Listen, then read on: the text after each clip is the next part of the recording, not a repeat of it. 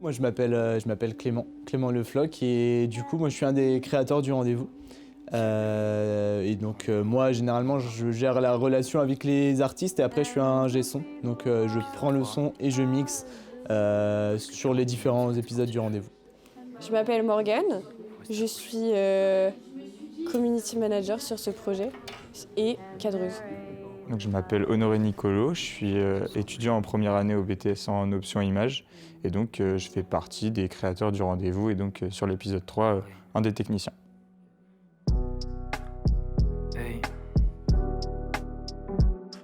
Découpe comme un mec de plus sur la prod de Intel, rien à foutre que t'intègres pas mes Du coup en fait le rendez-vous c'est un média rap, média musical finalement, plus généralement. C'est un concept qui a été créé fin 2022 et donc l'objectif c'est de mettre en avant des artistes de manière indépendante. C'est créé par des artistes pour des artistes.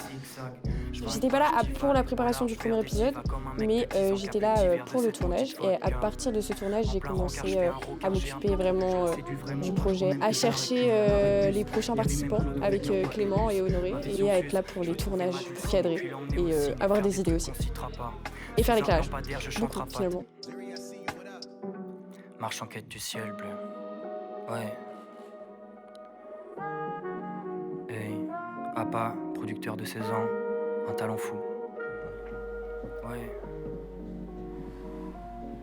Un pied après l'autre. Deux types de sessions différentes, les sessions qu'on peut tourner sur plateau ou les sessions qu'on tourne directement chez les artistes. On fait vraiment en fonction de chaque rappeur, c'est-à-dire dans ce qu'il raconte. Par exemple, on a eu le collectif 33 Civ pour l'épisode 2. Et donc là, l'appartement, ça se portait super bien parce que eux, c'est vraiment une équipe, ils sont vraiment à plusieurs. Le but, c'était de montrer une ambiance assez chaleureuse. Là, pour l'épisode 3, il est tout seul. Le but, c'était vraiment mettre en valeur l'artiste. Et avec un fond qui change, je trouvais que ça marchait mieux. Après, c'est aussi des discussions avec les artistes, qu'est-ce qu'ils veulent raconter. Et après, c'est aussi différentes inspirations que nous, on peut leur proposer. Le faire en extérieur, c'est super sympa parce que tu vas principalement chez les gens et donc tu rencontres aussi leur propre univers. Et là, tu es obligé de t'adapter à ce qui t'entoure. Genre, par exemple, le deuxième épisode, on l'a tourné dans une salle dans laquelle, enfin, c'était genre une espèce de sous-sol, garage, je sais pas trop quoi, dans lequel déjà il n'y a pas de lumière. Et en plus de ça, c'est vraiment tout petit pour accueillir autant de gens. Et donc, il fallait s'adapter à la place. Ils étaient 6 à rapper. Il fallait faire de la lumière pour que ça ait un minimum potable au niveau de l'image.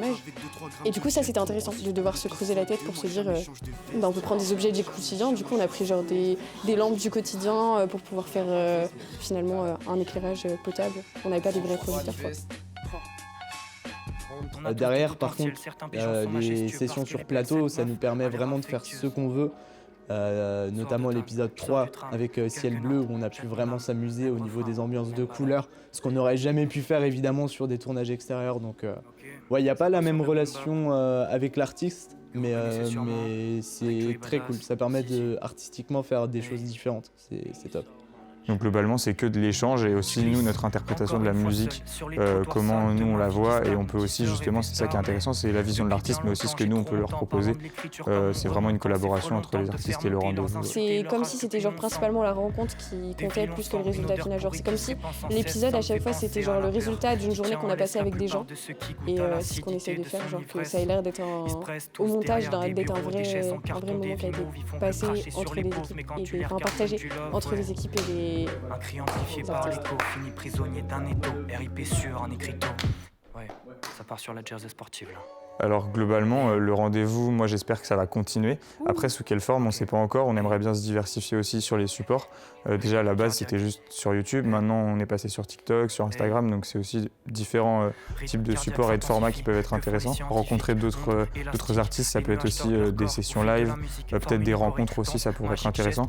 Mais en fait, faire vivre le monde de la musique et nous peut-être aussi se professionnaliser avec toute l'expérience qu'on va acquérir aussi de notre côté en tant que technicien. Et donc donc faire vivre le rendez-vous un maximum pour que ce qu'on veut communiquer à travers le rendez-vous, c'est-à-dire tout ce qui est ouverture d'esprit par rapport à la musique, rencontres, tout ça, en fait ça perdure dans le temps. Il y a plein de concepts à développer autour de la musique en général. Comme j'ai dit, on n'est pas forcément limité au rap, il y a plein de domaines, plein de références dans la musique qui sont trop cool. Les sessions freestyle, nous on les fait pas payer. Du coup, ça nous permet de à la fois avoir pas mal de candidatures, mais d'un autre côté, ça nous permet pas d'en vivre. Donc évidemment, c'est ça qui est compliqué. Donc voilà, faut développer avec le temps pas mal de choses, mais ça peut être vraiment cool. Donc, mais ouais, perso, je me vois vraiment faire ça toute ma vie, ça serait incroyable. La course infernale ne s'arrête pas, déjà genoux, ça courait dans les plaines d'algues. La mer et ses gouttelettes froides, les souvenirs d'un couple se froissent. Je vous laisse voir un peu de ma vie, genre un bout de ma rive, celle qui sonne à part. Seul dans l'appart, silence qui pèse les tympans. Du coup je fais du son bruyant, le smile qui part pas, bonheur solide comme une tour de Capla. Les affaires hap dans le placard, mais dans le sac je me taille par les voix célestes. Les voiles se lèvent dans l'esprit, les voix s'élèvent et me disent relève-toi, faut que tu les relève-toi, faut que tu les baises, relève-toi, faut que tu les baises. Yeah, ciel bleu.